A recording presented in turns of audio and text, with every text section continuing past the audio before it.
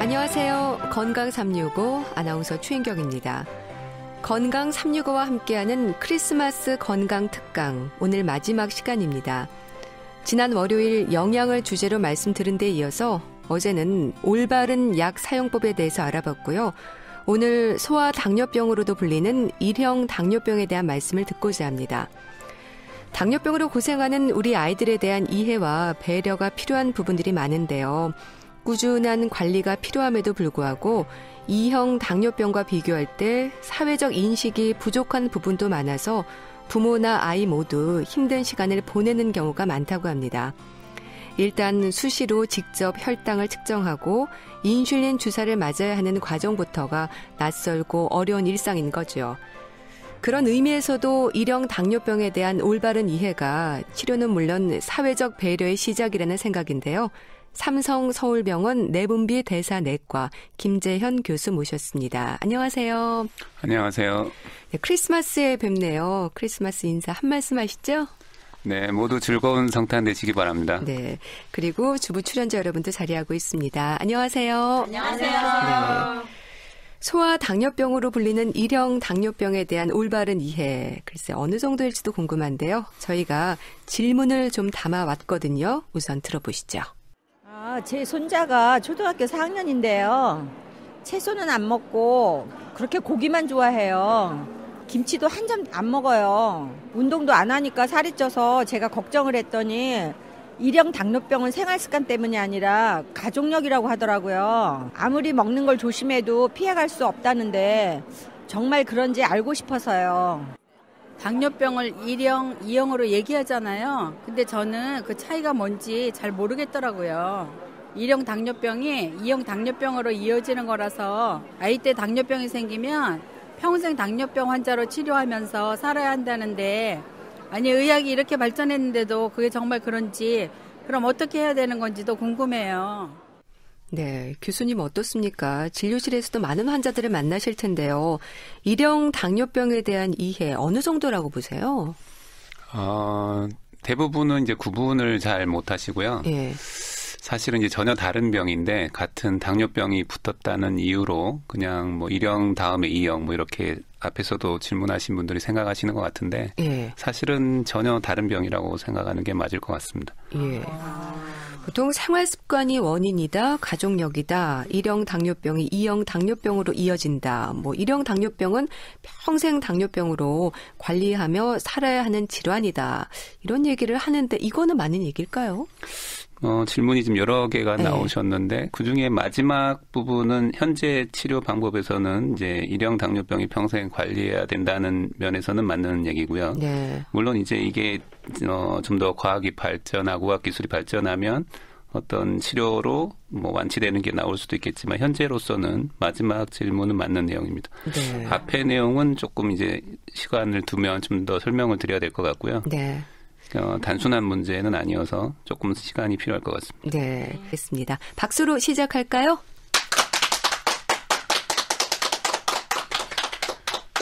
네, 감사합니다.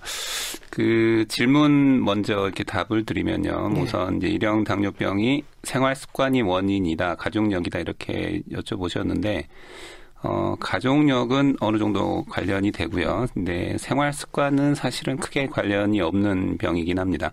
우선 이제 1형 당뇨병하고 2형 당뇨병을 조금 나누어서 말씀을 드리면, 네. 이제 대개 알고 계시는 당뇨병은 이제 2형 당뇨병이죠. 이제 2형 당뇨병이 당뇨병의 종류가 굉장히 많지만 대부분을 차지하는 병이라고 생각하시면 되고, 제가 이제 환자분들께 주로 비유로 설명드릴 때 이제 자동차 비유를 많이 드리는데, 우선은 2형 당뇨병이 걸리는 가장 큰 이유는 자동차의 연식이 좀 오래되는 게 1번입니다. 그래서 네. 새 차일 때는 잘 안 걸리고요. 두 번째는 이제 차마다 엔진 크기가 있는데, 엔진 크기에 비해서 이제 짐이 좀 많이 실리는 경우가 훨씬 많습니다. 그래서 원래 차의 수명보다 좀 짧아지는 거죠. 그다음에 이제 췌장의 기능, 인슐린을 분비하는 기능을 자동차의 엔진의 능력이라고 생각하신다 그러면 엔진의 배기량이 그렇게 큰 차가 아닌데 짐이 좀 많이 실려 있으면서 이제 차의 수명이 원래 수명보다는 좀 짧게 이제 기능을 잘 못하는 경우가 이제 2형 당뇨병인 경우가 많고요. 그래서 대개의 그 치료 방법이 자동차에 이제 짐이 실린 걸 좀 빼는 쪽을 많이 권장을 합니다. 상대적인 개념인데 그것도 어떤 차는 크기가 굉장히 크기 때문에 아주 짐이 많이 실려도 또 거뜬하게 가는 차들도 있거든요. 꽤 오랫동안. 뭐 이제 흔히 보실 때 조금 그 외국 분들 중에 뭐 백인이나 흑인들은 굉장히 뚱뚱한데도 당뇨가 늦게 옵니다. 상당히.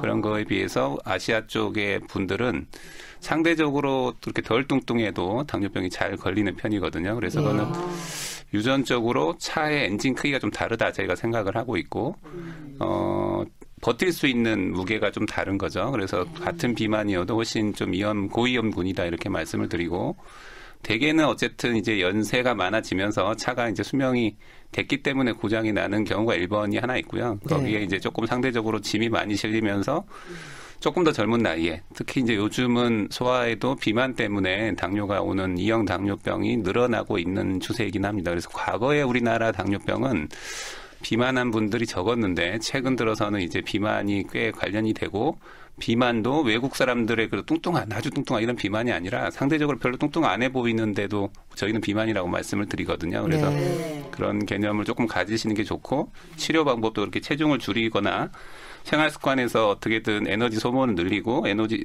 섭취는 줄이는 방향으로 많이 이제 생활 습관을 교정하도록 말씀을 드리고요.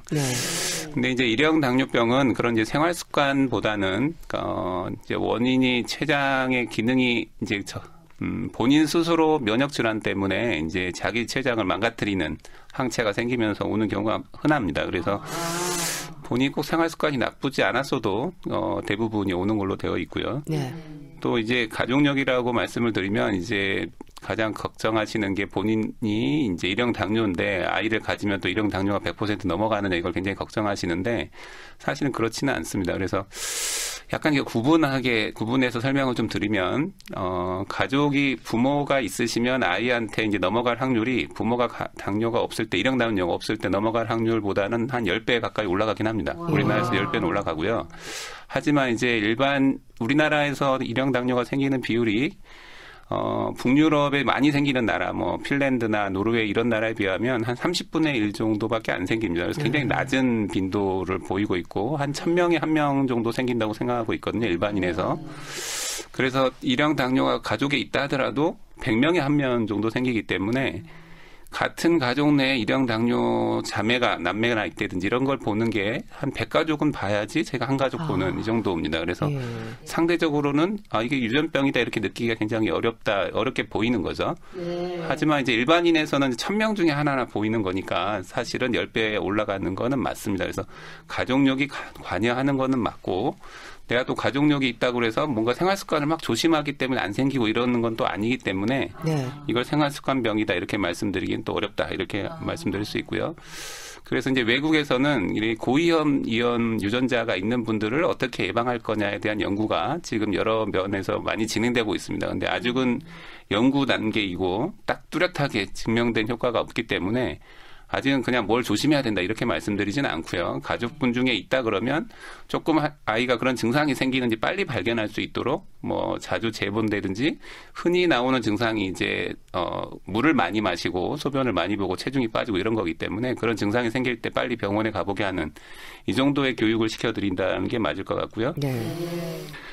그래서 1형 당뇨병이 걸린 다음에 2형 당뇨병이 뭐 이어지고 이런 거하고는 약간 별개 문제입니다. 약간 다른 병이다 이렇게 이해해 주시면 좋겠고 대신 이제 제가 2형 당뇨병을 설명드릴 때 2형 당뇨병이 이제 오래되면 처음에는 제가 경구약을 쓰는데 경구약은 자동차로 비유를 드리면 차에 엑셀레이터 밟는 느낌이다 이렇게 말씀을 생각하시면 되는데 그래서 약을 먹으면 처음에는 약이 반응이 굉장히 좋습니다. 하지만 이제 오래 자꾸 세게 밟으면 그 반응이 똑같이 나오질 않게 되고 췌장의 기능이 이제 점점 망가지겠죠. 아무래도.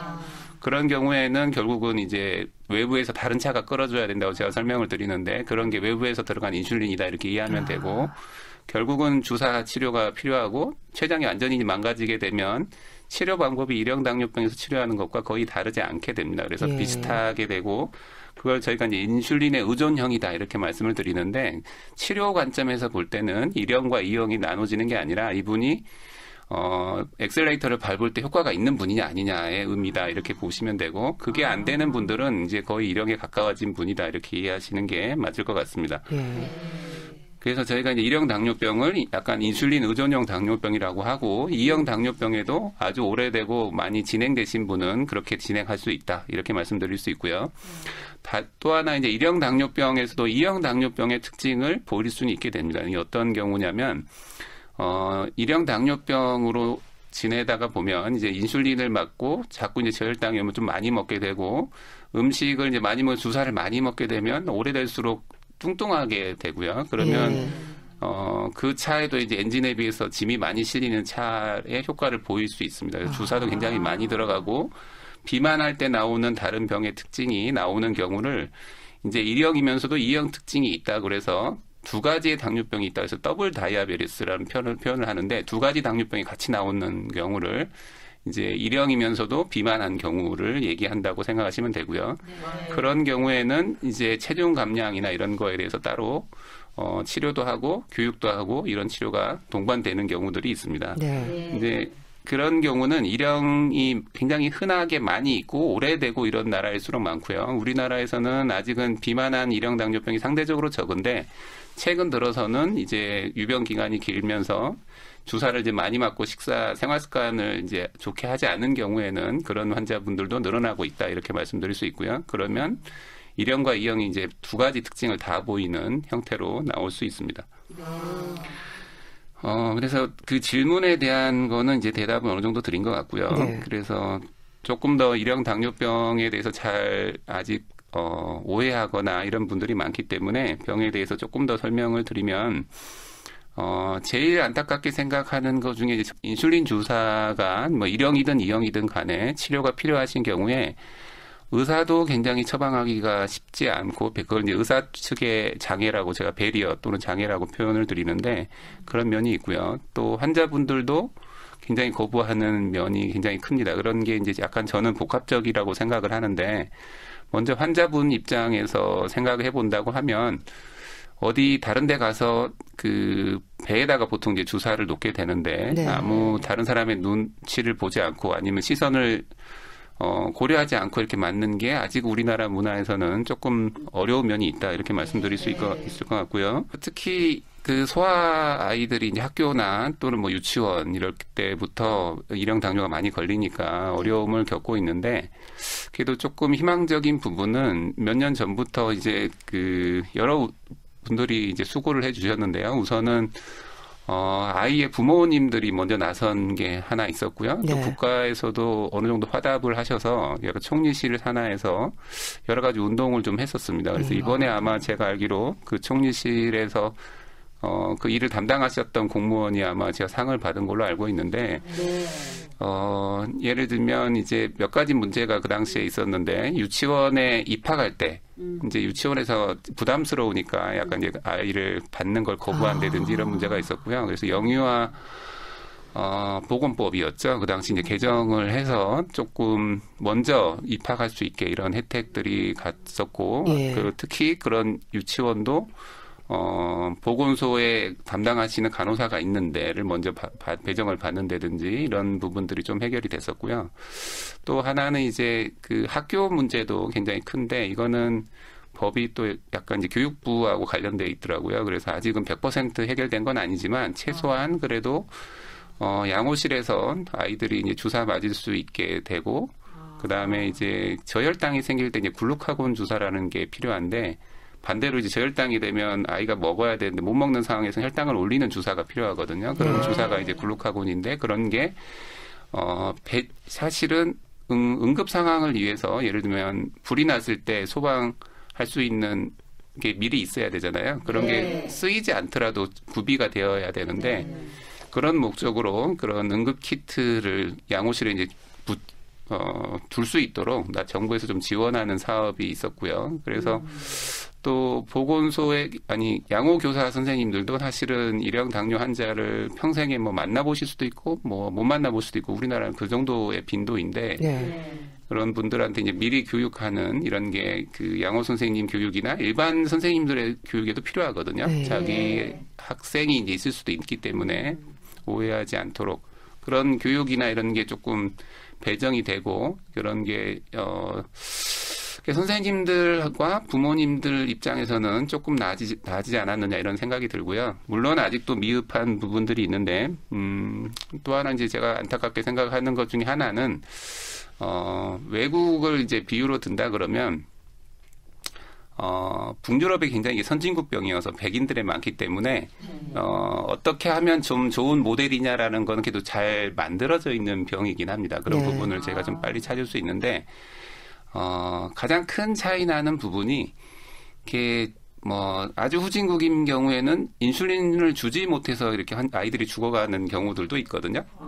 저희 가까운 나라로 따지면 북한이 그렇습니다. 사실 인슐린을 만들지 못하기 때문에 최근에 이제 그런 인슐린을 공급해주거나 이런 일을 하기가 굉장히 어려워져 있는 상황이었는데, 이제 약간 냉전 문제도 있고, 그런 나라도 있고, 아프리카만 가도 그렇고요. 또 하나는, 미국하고 캐나다 예를 들면, 이제 인슐린이 우리나라는 그래도 굉장히 싸게 공급되는 나라입니다. 근데 미국 같으면 굉장히 비싸거든요, 이게. 비싸니까, 캐나다 국경에 있는 아이들은 미국에서 캐나다로 넘어가서, 거기서 싸게 사가지고, 반대로 들여오는 이런 상황입니다. 그래서 캐나다는 약간 유럽 스타일로 의료 제도가 되어 있기 때문에 그런 게 훨씬 접근성이 좋고, 미국은 이제 빈부격차가 심하면 사보험에서는 커버되는 경우에는 교육부터 이런 비용까지 다 되지만, 이제 소수 민족이거나 아니면 경제력이 어려운 분들은 이제 캐나다 가서 일부러 사와서 자기가 맞고 이런 문제들이 있죠.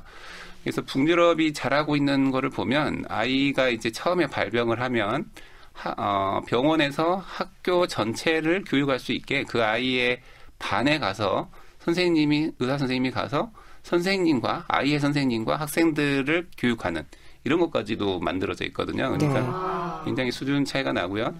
최근에 고등학교 3학년에 수능 시험 보잖아요. 네. 이제 시험을 보면 요즘은 이게 그 혈당계가 손끝에서 재는 게 아니라 그 연속으로 모니터링 되는 연속혈당 측정기를 쓰게 되는데, 그게 사실은 우리나라는 스마트폰의 데이터가 나옵니다. 이게 스마트폰의 데이터가 나오는데, 그래서 원래는 스마트폰 말고 기기에서 혈당 데이터를 볼 수 있는 기기도 있는데 우리나라는 그게 수입이 안 되고 있거든요. 그러니까 이제 기기 회사가 만들 때 스마트폰에만 될 수 있게 우리나라에서 허가를 해줬고 수입을 했는데, 시험 보러 갈 때는 스마트폰을 들고 갈 수가 없어요. 우리나라 그렇죠. 지금. 그 다음에 하다못해 이런 핸드폰에서도 그 워치 이런 폰에서도 볼 수 있는데 이것도 들고 갈 수가 없으니까 기기를 쓰더라도 갑자기 이제 쓸 수 없는 상황이 되는 거죠. 그래서 사실은 단독으로 시험을 보거나, 근데 이제 그 부분에 그 기기를 쓰더라도 자기가 직구해서 리시버를 갖고 있는 거를 쓰는 것만 되고, 아니면 이제 손끝에서 체열하는 기기만 옆에서 쓸 수 있게, 약간 이제 현재까지는 이렇게 됐고요. 그것도 사실은 작년 올해 이제 처음 그런 게 통과가 돼서 아이들이 가서 시험 볼 때도 혈당도 잴 수 있고 이런 게 조금 이제 해결이 됐다 이렇게 얘기할 수 있었고요. 과거에는 그런 게 전혀 안 됐었고, 이제 그래도 한 1, 2년 사이에 좀 많이 변화된 부분이다 이렇게 말씀드릴 수 있을 것 같습니다. 그래서 미국 같은 경우에는 그런 게 아예 제도적으로 이게 법에 각 주마다 이런, 예를 들면 수업 시간에 내가 좀 불편한 저혈당 증상이 생기거나 이럴 때 언제든지 혈당도 잴 수 있고 선생님한테 얘기할 수 있고, 그런 병이 있다 그래서 또 체육 활동에 집어넣지를 못하게 하고 너는 그냥 교실에 있어라 이런 식인데 그런 게 그래도 빠지지 않고 무조건 참여해야 되고, 단지 이제 조금 더 배려할 수 있고 언제나 문제가 있으면 애가 스스로 측정할 수 있게 시간을 주고 이 정도만 배려하면 되는 거여서 이제 아이 입장에서 할 수 있게 어떻게 서포트할 거냐를 굉장히 고민하고, 그 아이가 처음 병이 걸리면 병원에서 그 양호 선생님부터 학교에서 시스템이 어떻게 될 건지를 같이 고민해서 의논하게 할 수 있게 서포트를 해주죠. 이제 그런 정도까지 수준이 가려 그러면 이제 저희가 조금 더 노력해야 되지 않느냐 이런 생각이 하나 들고요.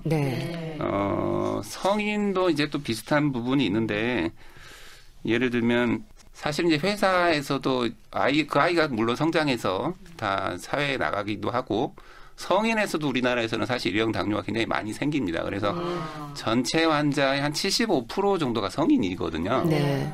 그래서 이제 소아에서도 어떻게 할 거냐도 문제지만 성인은 이제 어떻게 잘 케어하고 사회에서 문제 없이 함께 잘 살아갈 수 있을까를 고민해야 되는데 굉장히 그게 어려운 부분이 있습니다. 참 얘기해 보면서 제가 많은 거를 배우고 느끼는데 네. 예를 들면 자기가 직장에서 내가 이런 병이 있다 이렇게 자신 있게 얘기할 수 있는 분위기가 아직도 많이 멀었다라는 게 안타까운 부분이 있고요. 워낙 또 경쟁 사회다 보니까 내가 이런 걸 노출했기 때문에 승진하거나 아니면 누구한테 이제 평을 받을 때 감점이 되지 않을까 이런 생각들을 되게 많이 하거든요. 네. 하다못해 본인이 소아과 의사인데 큰 병원의 소아과 의사인데 그 병원에 다니지 못하고 저한테 다니거나 예.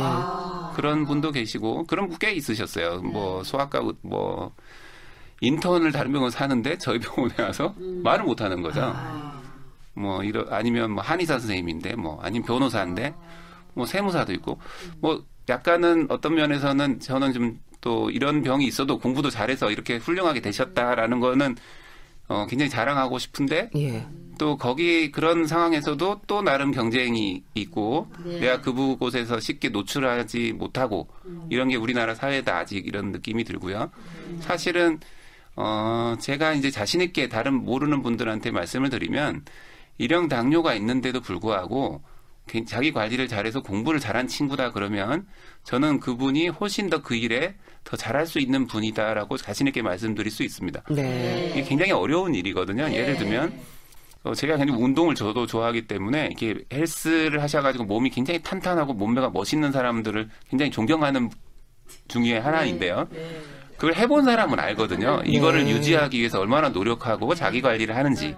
약간 일형 당뇨가 있는데 뭔가 다른 부분에서도 전문가가 됐다. 2배로 더 노력하신 분입니다. 자기 관리를 하는 분이고. 예를 들면 이제 안타까운 사연들이 옛날에 진짜 많았는데 이제 자기가 큰 대기업에 이게 합격을 하고도 그게 내가 건강 검진을 하다가 이게 나오면 거기서 이제 다른 이유로 약간 페널티를 주고 네. 결국은 그 회사를 나오게 되고 이런 일들이 있었거든요. 이제 다른 핑계를 대는 거죠. 내놓고는 이 병 때문 아니다 이렇게 말을 못 하고 공무원에도 그런 일도 있었고 이제 물론 이제 옛날보다는 최근 몇 년 사이에 그런 부분이 조금씩은 좋아지고 있고요. 또 의사 선생님들이 갖고 있는 편견도 있긴 합니다. 이게 굉장히 어려운 병이고 옛날에 특히 과거에는 잘 관리를 못해서 이제 합병증이 생기고 고생하는 친구들이 많았기 때문에 선생님들이 전문가가 소견서를 써줄 때도 이런 병으로 이런 직장 생활하거나 이런 게 쉽지 않습니다. 이렇게 써주는 일들도 과거에는 있었거든요. 그래서 이게 잘하고 문제없이 훌륭하게 되는 아이들이 자꾸 나오고, 성인도 많이 나오고, 의사들도 그런 생각에 대해서 관리만 잘한다 그러면 이게 더 다른 사람보다도 더 훌륭한 사람이 될 수 있다라는 거를 보여주는 게 이제 필요하다.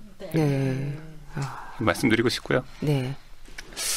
선진국일수록 그런 분들이 굉장히 많습니다. 유명하신 분들이 과거에 이제 영국 테네사 총리가 이제 일형 당뇨였고요. 뭐 운동선수 중에도 굉장히 유명하신 분들이 많고 우리나라에도 이제 그런 분들이 사실은 많을 텐데 사실 오픈을 못 하시는 거죠. 내가 이런 게 있고 또 이런 게 있더라도 다른 사람보다 더 노력해서 잘하고 있다. 이런 게 좀 많이 나올 수 있는 사회 분위기가 됐으면 좋겠다. 이렇게 말씀드리고 싶고요. 두 번째 의사들이 갖고 있는 배리어에 대해서 조금 설명을 드리면 약간 이제 제도의 문제인데 일본이나 북유럽은 이렇게 굉장히 제도가 잘 돼 있는데요. 그 똑같은 당뇨병이라 하더라도 이제 아까 뭐 이형 당뇨병에 조금 생활 습관만 바꿔도 되는 분을 치료하는 거는 그 사람한테 약간 모티베이션과 방법만 좀 알려드리면 되거든요. 그래서 훨씬 진료하기가 편하고 쉽죠. 간단하고. 왜 해야 되느냐에 대해서만 조금 설명드리면 되니까. 근데 이제 이런 일형 당뇨병인 분들한테 혈당을 재개하고 주사 놓는 방법을 가르치는 거는 굉장히 이제 쉽지 않은 일인데 비유로 설명을 드리면 또 자동차를 드려야 될 것 같은데요. 차를 엔진을 거는 거는 사실 3살 아이도 키는 건 할 수 있습니다. 굉장히 쉬운 일이고요. 뭐 엑셀레이터 밟아서 넓은 광장에서 그냥 앞으로 달린다. 이것도 그렇게 어렵지는 않겠죠. 아무리 내가 이제 운전을 잘하던 사람도 그 사람한테 눈을 딱 가려버리면 운전한다는 게 굉장히 공포로 다가오거든요. 예, 일형 당뇨병은 약간 그런 병이라고 생각하시면 됩니다. 이게 당이 어떻게 변할지를 전혀 모르는 거니까 뭔가 앞에서 혈당 값이 계속 보이지 않는다 그러면 어떻게 해야 될지 굉장히 두려운 상황이 되거든요. 그래서 아주 경험이 많이 쌓이고 예측할 수 있고 지금 값을 안다 하더라도 이게 바로 길이 오른쪽으로 틀어질지 왼쪽으로 틀어질지 내가 예측하지 못하면 핸들을 틀린다는 게 굉장히 부담스러워지거든요. 똑같은 식사와 똑같은 생활 습관을 하더라도 하루에 주사가 들어가는 요구량이 굉장히 차이가 많이 납니다. 예를 들면 여성분들이 이제 생리 같은 거 하잖아요. 그러면 똑같은 생리를 하는데도 불구하고 어떤 분은 심하게 생리통을 느낄 수도 있고 그 생리 때 불쾌감이 훨씬 높은 분도 있고 그런다 하더라도 생리통이 와도 또 그걸 아주 성격이 좋으셔가지고 쉽게 넘어가시는 분도 있고 또 그날의 컨디션에 따라 그 반응이 아주 차이가 많이 나거든요. 그래서 주사의 요구량이 뭐 2배, 3배가 되기도 합니다. 그러면 똑같은 주사 양을 나는 다 맞았음에도 불구하고 어느 날은 저혈당으로 막 떨어지기도 하고 어느 날은 고혈당으로 되기도 하고 하루에 그게 막 몇 번씩 왔다 갔다 하는 그런 병입니다. 그래서 정말 굉장히 본인이 고민해보지 않고는 또 그런 상황도 모르고 그냥 지내시는 분도 있고요. 반복해서 응급실을 실려왔다가 또 점점 이제 자기 뭐 눈이 안 보이게 된다든지 뭐 감각이 나빠진다든지 합병증이 자꾸 오게 되는 일들이 흔하게 많이 옛날에는 보였었는데 적극적으로 그 길을 보여주면 이게 이제 그 치료도 굉장히 잘하고 기기들도 많이 좋아지고 이런 상황이 돼가고 있는데도 불구하고 의사들이 보기에는 시스템은 또 굉장히 어렵게 되어 있습니다. 그래서 한 분을 그런 전문가로 만들기 위해서는 굉장히 많은 시간과 교육이 필요하거든요. 그런데 우리나라 시스템은 모든 분들한테 똑같이 적용되게 되어 있어요. 그래서 누가 어느 분한테 진료를 보든지 예를 들면 제가 병원에서 진료 볼 때 하루에 뭐 90명, 100명 이렇게 잡혀 있으면 한 분한테 쓸 수 있는 시간이 딱 정해져 있거든요. 2분, 3분. 그래서 이제 좀 복잡한 환자분을 보기 위해서 그분한테 뭐 10분, 15분을 진료하면 밖에서 아우성이 나는 거죠. 이제 진료가 막 지연된다고 하고. 그리고 그렇다고 그래서 그분한테 이제 병원 입장에서는 여러 시간이 걸렸으니까 수익을 다 생각할 수밖에 없게 되는데 그냥 페이는 똑같은 상황이거든요. 그렇게 되면 대부분의 병원에서 그런 환자분들은 잘 안 보려고 하게 되고 결국은 아주 어렵고 복잡한 환자분들이 우리나라에서는 치료가 잘 안 되고 있는 이런 상황들로 가게 됩니다. 그래서 그게 굉장히 안타깝게 생각하고 있는 면 중에 하나고요. 결국은 의사도 이제 자꾸 인슐린 치료를 뒤로 미룰 수 있으면 자꾸 미루게 되는 일형 당뇨병은 선택의 폭이 없기 때문에 무조건 이제 맞게는 되고요. 이제 제대로 안 맞게 되는 경우들이 많죠. 대충 맞고 있고 정확하게 안 되는 경우가 많고 이형 당뇨병도 자꾸 치료가 지연되고 의사도 주사를 주는 거를 굉장히 뒤로 미루게 되고 환자들도 자꾸 뒤로 미루면서 맞고 있음에도 불구하고 또 합병증이 자꾸 더 오는 상황. 이런 경우 결국은 주사 맞게 되면 혹시 도리어 합병증이 더 많이 온다. 이런 잘못된 지식이 자꾸 왜곡되는 상황이 많이 벌어지고 있다. 이렇게 말씀드릴 수 있을 것 같고요. 그래서 주위에서 볼 때 주사 맞고 있는 분은 뭐 눈이 안 좋다든지 뭐 콩팥이 나쁘다든지 이렇게 오해하고 주사까지 맞았으면 너가 얼마나 잘못했으면 주사 맞을까. 약간 이런 식의 오해가 있는 거죠. 사실은 여러 연구에서 일찍 시작하면 훨씬 치료하기도 편하고 예후도 좋고 이런 게 다 알려졌음에도 불구하고 진료 현장에서는 반대로 가고 있는. 그래서 이걸 어떻게 시스템을 바꾸면 좀 더 개선이 될까를 고민해 보면 사실 이미 선진국에서는 이게 많이 제도적으로 바뀌어 있습니다. 예를 들면 일본 같으면 아주 복잡한 환자를 보면 볼수록 훨씬 더 많은 시간을 진료할 수 있게 시스템이 되어 있고 회의도 많이 정부에서 지원을 해주는 시스템이기 때문에 우리나라보다 3배에서 4배 정도 훨씬 주사가 처방이 많이 나갑니다. 우리나라하고 일본하고 굉장히 비슷해서 당뇨병이 생기는 그 어느 정도 비만할 때 당뇨병이 오는지 뭐 당뇨 발병 후에 주사 맞게 되는 기간 이런 게 사실은 비슷해야 되는데 우리나라가 훨씬 뒤에 주사가 들어가고 주사 맞는 사람의 비율도 훨씬 낮고 맞고 계셔도 조절이 잘 안 되고 있고 이런 상황이고요. 결국은 그게 의료 시스템, 이제 제도를 어떻게 만드느냐에 굉장히 연관이 있다 이렇게 말씀드릴 수 있고 네. 특히 독일, 뭐 북유럽 이런 데는 일본보다도 더 잘 돼 있어서 주사를 맞는 비율이 더 높습니다. 더 높고 주사를 맞고도 훨씬 더 조절도 잘 되고 있고 그리고 최신 이제 기기들도 다 100% 보험을 해주고 있고 우리나라에서는 아직도 100%가 아니고 사실 70% 정도 해주거든요. 그러니까 30%는 본인이 내야 되기 때문에 아직도 전체 환자에 쓰고 있는 비율은 5 내지 10% 정도밖에 안 됩니다. 그래서 아직은 비용 부담을 느끼고 계시고 100% 보험을 해주는 나라와는 저 차이가 있고 물론 이것도 뭐 보험을 해줬다는 거에도 대단한 일이라고 생각을 하지만 네. 약간 이제 좀 아쉬운 부분이라고 말씀을 드리면 좀 더 해주면 훨씬 특히 잘하시는 분과 아닌 분의 차이가 갭이 더 많이 벌어진다는 안타까움이 느껴지거든요. 네. 그러니까 우리나라에서 지금 한 10% 쓰고 계신 분들은 사실은 보험이 되기 전부터 외국에서 직구하셔가지고 쓰시던 분들이 보험 받아가는 경우가 많아요. 그분들은 만족도가 굉장히 높죠. 옛날에는 내가 어렵게 구해서 내 돈으로 다 하다가 나라가 70%나 대주니까 그 좀 더 나라에서 스탠더드 예를 들면 학교에 공교육이 제대로 그래도 돼야지 네. 누구나 이렇게 똑같은 어느 정도의 치료는 받을 수 있는 사회를 만들어야 된다는 면에서는 네. 아직도 좀 더 많이 가야 되지 않을까라는 생각이 듭니다. 네. 자, 건강 365 크리스마스 건강 특강 1형 당뇨병에 대한 설명을 듣고 있습니다. 교수님 말씀 중에 너무 안타까운 상황들이 떠오르셨나 봐요. 울컥하셨는데 저희도 그 어려움을 조금이나마 느낄 수 있었습니다. 그러니까 1형 당뇨병의 올바른 치료와 또 치료 환경을 위한 배려가 필요하다는 생각이 드네요. 건강 365 크리스마스 건강 특강 1형 당뇨병을 주제로 말씀 듣고 있는데요. 삼성 서울병원 내분비 대사내과 김재현 교수와 함께하고 있습니다. 자, 인슐린 주사에 대한 편견이 환자들에게는 또 상처가 될 수 있다는 얘기도 해주셨는데 치료에 있어서도 어려운 부분들이 많죠. 네, 조금 이제 그 전문적인 얘기를 좀 드리면 예. 저희가 이제 인슐린은 선택을 사항이 아니라 무조건 필수로 가야 되는 거니까 인슐린을 어떻게 놓을 거냐에서는 사실 선택 사항이긴 합니다. 예를 네. 들면 그 인슐린 주사가 이제 종류가 여러 개가 있는데요. 펜이라 그래서 주사기로 본인이 필요할 때마다 이렇게 놓는 방법이 있고요. 인슐린 펌프라고 해서 기기를 달고 있으면 기기가 계속 연속적으로 인슐린이 들어가게 세팅할 수 있는 기기들이 있습니다. 그래서 예. 선진국에서는 대개 한 50%까지도 이제 펌프를 많이 선택하는데요. 우리나라에서는 1형 당뇨에서 펌프 쓰는 비율이 사실은 5%가 안 됩니다. 굉장히 낮고요.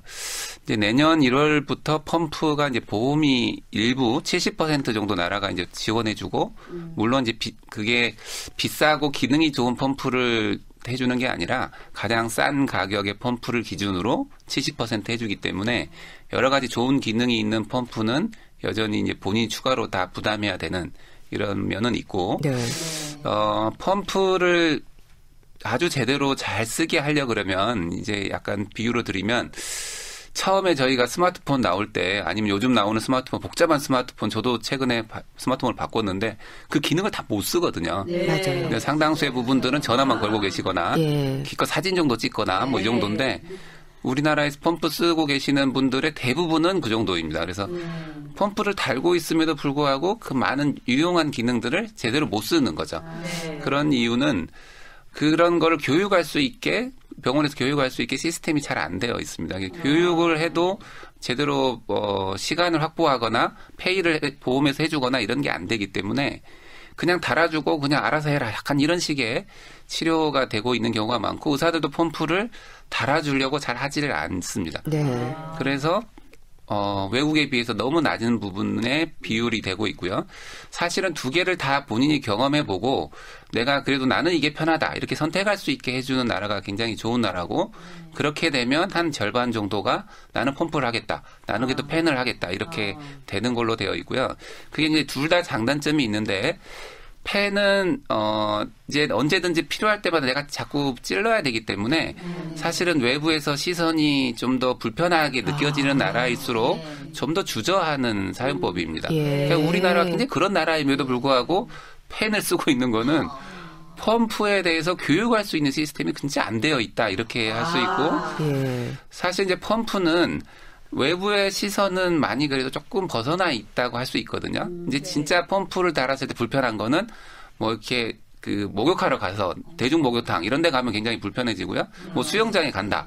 이래도 불편해지고 남의 눈이 의식이 되고 사실 잘 때 조금 불편함. 이거 달고 잔다는 게 선이 하나 달려 있기 때문에 뭐 이렇게 뒤척이다 보면 이게 빠져 있기도 하고 뭐 이런 일들이 생기거든요. 네. 그리고 뭐 젊은 부분은 부부관계 할 때도 뭐 불편하다고 하신 분도 있고 이게 뭔가 튜브가 나의 몸에 달려 있고 또 아이들 같으면 그래도 크기가 이게 그 스마트폰 아주 작은 스마트폰 정도 크기는 되기 때문에 뭐 어디 호주머니나 이런 데 안에 몰래 넣어놓고 있고 이래야 되거든요. 그래서 네. 그 자체도 약간 불편함이 있긴 합니다. 그래도 뭔가 주사를 남한테 노출 안 하고 언제든지 내가 버튼으로 눌러서 할 수 있다라는 장점이 있기 때문에 그냥 의식하지 않는 나라에서도 펌프가 한 50%까지는 쓰이거든요. 예. 팬이 훨씬 남의 눈을 의식하는 건데 교육을 잘할 수 있고 국가적으로 서포트가 된다 그러면 제 생각은 50%를 넘게 펌프가 쓰이지 않을까 이런 생각을 하고 있고요. 네. 이제 작년 한 1년 한 6개월 전부터 이게 펌프의 소모품 정도 이게 펌프 기기 말고 소모품이 또 비용이 드는데 그 부분에 아주 국산 저렴한 거는 나라에서 다 커버해주는 정도는 했었거든요. 근데 이제 내년 1월에 펌프 기기 중에 아주 싼 가격 기준에 한 70%를 또 나라가 조금 도와주는 뭐 이 정도를 합니다. 근데 좋은 기기는 아직도 여전히 본인이 해야 되고 나머지 30%도 본인이 내야 되기 때문에 아직도 아마 처방이 많이 나가지 않을 거다라는 우려가 하나 있고 네. 또 이제 이걸 교육해 주는 게 굉장히 어려운데 그게 아직은 의사들이 교육할 때 본인들이 또 지금 100% 비보험으로 이렇게 교육비에 대해서 받아야 되니까 그걸 또 잘 안 하려고 하시거든요. 그래서 그런 부분이 장애가 될 거라는 우려가 있는데 아무래도 그 선진국을 따라가려고 그러면 이제 단계별로 뭐 가겠지만 조금 이제 주위에 관심이 있는 분들이 그래도 옛날보다 많이 늘었고 정부에서도 적극적으로 서포트해 주려는 노력들을 하기 때문에 몇 년 내로 그래도 선진국에 많이 쫓아갈 수 있지 않을까라는 생각은 해봅니다. 네. 그래서 그 CGM이나 펌프 또는 이제 CGM과 펌프, CGM이랑 연소결당 증척기고요. 펌프가 이제 두 개를 같이 쓰고 있는 분들이 선진국에서는 점점점 늘어나고 있고 대다수가 돼가고 있고 국내에서도 이제는 이제 내년부터는 조금씩 늘어나지 않을까라는 기대가 있고요. 네. 두 개가 이제 자동으로 결합이 돼서 환자분이 막 복잡하게 계산하지 않아도 스스로 계산해주고 혈당을 조절해주는 건 이제 인공췌장이라고 하는데 외국 선진국에서는 그런 연구가 굉장히 활발히 일어나고 있고요. 네. 국내에서는 사실은 외국에서 아직 허가되지 않았지만 이제 환자 단체나 환자분들이 임상 연구 되던 거를 이제 공개를 해가지고 본인이 스스로 다운을 받아서 아주 전문가 정도 수준이 되신 분들이 그런 인공췌장의 기능을 갖고 있는 거를 쓰고 계시는 분들이 국내에도 한 50분에서 한 100분 정도 됩니다. 네. 특히 이제 엄마들이 아이들한테 그런 걸 달아서 해주시는 분들이 한 100분 정도 되고요. 네. 그런데 이제 선진국은 그런 게 제도권 내에 들어올 수 있게 임상 연구를 나라에서 지원을 하고 레귤레이션이 받을 수 있고 병원에서도 쓸 수 있게 이렇게 하려고 노력하고 있는데 네. 국내에서는 아직 그게 안 되고 있는 게 굉장히 안타까운 부분입니다. 네. 그게 어떤 문제가 있냐면 예를 들면 이제 그런 그 인공췌장 저희가 오픈 APS라고 얘기하는데 무슨 뜻이냐면 누구한테나 쓸 수 있게 공개해 버린 거거든요. 예. 예를 들면 그 마이크로소프트 컴퓨터를 쓰는데 저희가 아무나 그 사가지고 불법 복제해서 쓸 수는 없잖아요. 그런 거는 누군가가 이제 팔고 레귤레이션을 받으면 그 회사가 책임을 지고 문제가 생겼을 때 보상도 하고 네. 이런 게 되어 있는데 지금 그런 오픈돼 버린 거는 그런 주체가 없는 거죠. 네. 그래서 문제가 생기면 내가 책임지겠다. 이런 걸 각서를 쓰고 환자분들이 스스로 하는 거거든요. 그래서 병원에서도 이걸 쓰셔라 이렇게 권유를 할 수가 없는 거죠. 누군가에게 책임을 문제가 생겼을 때 물어보고 할 수 있는 주체가 없기 때문에 네. 그래서 이제 미국 같은 데서는 그거를 국가가 한 NIH라고 하는 국가기관에서 돈을 주고 이게 실제로 문제가 없는지 확인을 하는 임상 시험을 하고 그게 굉장히 비용이 많이 듭니다. 그리고 그게 그 시험 내에서 하는 프로토콜대로 나중에 레귤레이션을 하고 규제를 하면서 팔 수 있게 이런 과정을 하고 있어서 그게 실제 쓰시는 분들은 굉장히 만족도가 높거든요. 그런데 이제 결국은 의료 시스템도 더 아주 보수적인 데기 때문에 국가에서 식약처에서 관리할 수 있게 승인을 해주고 승인할 수 있는 임상 데이터를 확보하게 하고 이런 부분이 된다고 하면 지금 아주 만족해하는 그런 시스템이 우리나라에서 많은 분들한테 좀 더 쓰일 수 있지 않을까라는 생각을 해보고 이제 어머니들이 단체를 적극적으로 하시면서 그런 의료기기가 우리나라에도 수입이 되고 또 이제 방송도 굉장히 많이 나갔습니다. 그래서 아주 아이가 이런 연소혈당 측정기 펌프나 인공으로 알고리즘에 의해서 저절로 조절되는 이런 걸 쓰고 있는 분들이 있는데 그게 아주 극소수이신 거죠. 그것도 본인이 막 열심히 찾아보시거나 아니면 쓰고 계신 엄마한테 물어봐서 이게 해결해야 되는 이런 단계이거든요. 병원은 단지 그 쓰고 계신 거에 대해서 별 문제 없는지 뭐 병원 검사로 봐줘야 되는 이 정도밖에 할 수가 없는 상황이기 때문에 이게 제도권으로 양성화되는 게 굉장히 저는 필요하고 그럴 때 더 많은 분들한테 좀 혜택이 될 수 있지 않을까. 그러려면 국가가 좀 그런 임상 연구에 지금은 보통은 그 기업이 하는 경우는 기업에서 그 돈을 대는데 이건 그런 주체가 없어요. 왜냐하면 누군가가 그걸 하려면 내가 투자하고 이익이 남은 걸 생각하고 투자하는 건데 그런 주체가 없어서 이건 나라가 해야 되는 일이라는 생각이 들고 좀 국가가 그런 부분에 관심을 갖고 해주면 좀 더 빠른 시간에 꼭 필요한 환자들한테 훨씬 편한 기기들을 쓸 수 있지 않을까 이런 생각이 듭니다. 참 여러 가지 지원이 필요하지 않을까 싶네요. 교수님, 소아당뇨병의 위험에 대해서 새삼 또 느끼게 되는데요. 이런 경우에는 소아당뇨병을 의심하고 검사받아야 한다. 이런 부분에 대한 조언을 좀 해주시죠. 뭐 당뇨병의 아이가 만약에 좀 물을 굉장히 많이 찾고 뭐 화장실에 특히 밤에 뭐 소변이 마려워서 자꾸 깨고 몸무게가 조금 뭐 빠지고 그다음에 피곤해하고 이런다 그러면 당뇨병을 굉장히 의심해야 하고요. 소아당뇨에 우리나라에서는 이제 1형 당뇨나 2형 당뇨가 약간 거의 비슷한 비율까지 됐거든요. 그래서 2형 당뇨는 이제 비만한 경우에 많이 걸리기 때문에 아이가 좀 그 평균 체중 이상으로 많이 나가고 그런 경우에는 그런 상황에서 좀 화장실을 자꾸 가고 뭐 물을 많이 마시고 이런다. 특히 뭐 당이 높을수록 단 걸 더 많이 찾게 되어 있습니다. 그런 경우에는 당뇨병을 의심해 보셔야 되고 뚱뚱하지도 않지만 그런 증상이 또 전형적인 1형 당뇨에서 나오기 때문에 뚱뚱하지 않고 그런 생활 습관이 나쁘지 않다 하더라도 똑같이 갈증 나고 뭐 물을 많이 마시고 이런다 그러면 병원에 가셔서 꼭 검사를 해보는 게 필요하다고 말씀드릴 수 있을 것 같습니다. 자, 오늘 1형 당뇨병을 주제로 말씀 들었는데요. 이번에는 함께 자리한 주부 출연자분들 질문 받겠습니다. 질문해 주시죠. 저희 손자가 초등학교 6학년이에요. 저한테는 보석 같은 아이인데 아들 하나에서 태어났으니까. 근데 그냥 고기만 먹고 그래서 살이 지금 많이 쪘어요. 키는 나만한데 한 70kg 나가요. 그래서 검사를 했는데 약간 단기가 있다고 하는데 아직은 약 먹이기는 너무 안타까웠고 계속 먹어야 된다고 그래가지고. 근데 어떻게 이 아이를 좀 조절해야 될까 좀 궁금합니다. 이제 본인 아이가 그 동기부여가 되는 게 저는 가장 중요하다고 생각하는데요. 이제 그 약간 비만에서 오는 소아당뇨라고 말씀드릴 수 있을 것 같은데 2형 당뇨죠. 1형 당뇨는 아니시고 그 아까 자동차 비유를 드렸는데 이제 나이가 어리거나 젊을수록 사실은 자동차 연식으로 따지면 굉장히 새 차인데 고장이 나는 거잖아요. 그러니까 차 엔진에 비해서 굉장히 짐이 많기 때문에 오는 거여서 그걸 본인이 이해하는 게 굉장히 중요합니다. 그래서 대개 이제 그런 이유에 대해서 설명을 드리면 대개는 굉장히 체중을 많이 빼오시고 그러면 뭐 아주 건강해집니다. 그래서 특히 하루가 빠르게 빨리 할수록 효과는 더 좋은 걸로 되어 있고요. 네. 그래서 운동도 굉장히 중요하고 사실 이제 살 빼는 부분에서 가장 중요한 거는 운동이 차지하는 비중도 중요하지만 먹는 게 더 중요합니다. 더 중요해서 그 먹는 것도 사실은 저희가 유전이라고 말씀드리는 거는 어떤 거냐면 습관이 가족이 공유하고 있거나 그 아이가 생활하는 환경에서 같이 먹는 친구들까지도 같이 봐주셔야 되고요. 그런 부분에 어떤 습관에서 자기가 잘 못 이해하고 있거나 그다음에 이제 기호가 되는 게 습관인데 자꾸 선택하게 되면 좋아하는 음식들이 굉장히 이제 칼로리 많고 이런 음식들을 선택하는 경우도 많거든요.